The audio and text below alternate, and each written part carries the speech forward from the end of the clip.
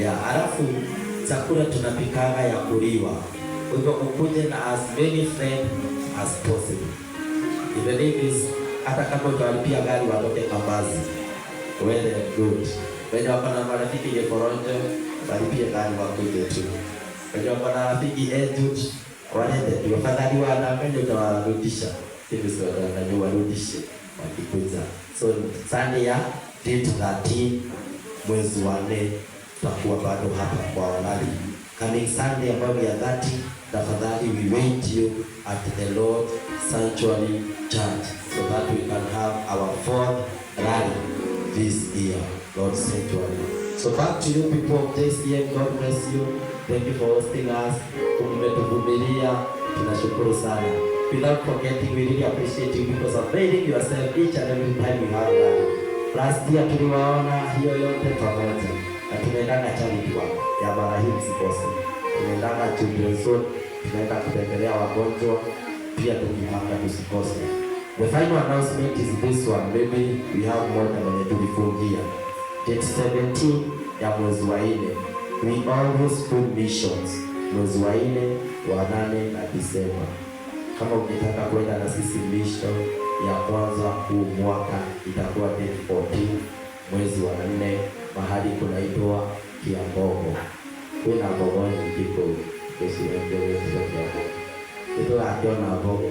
So tutakuwa Kiambogo, we shall have that time tukaminister kule upande wa Kiambogo.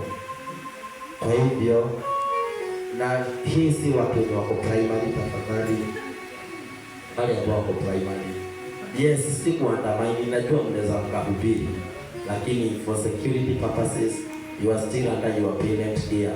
Also to them that are in high school, I know you may be always on your mother's care, but you people at least you can know what is all about evangelism and mission. So taenda pale. Fare is only fare ni 2,000, lakini unalipa 700, wengine unalipia.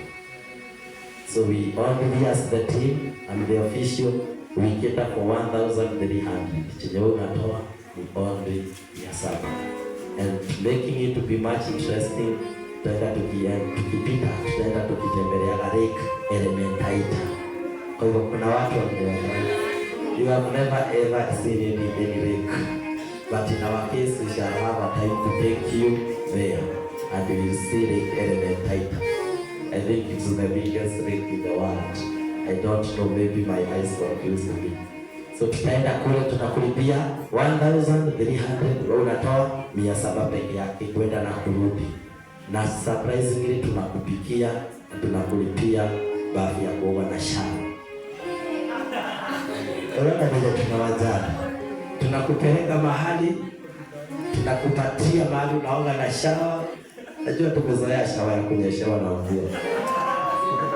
But on that case, tutapewa shawa na ya maji moto. Na mahali pa kulala ni pazuri.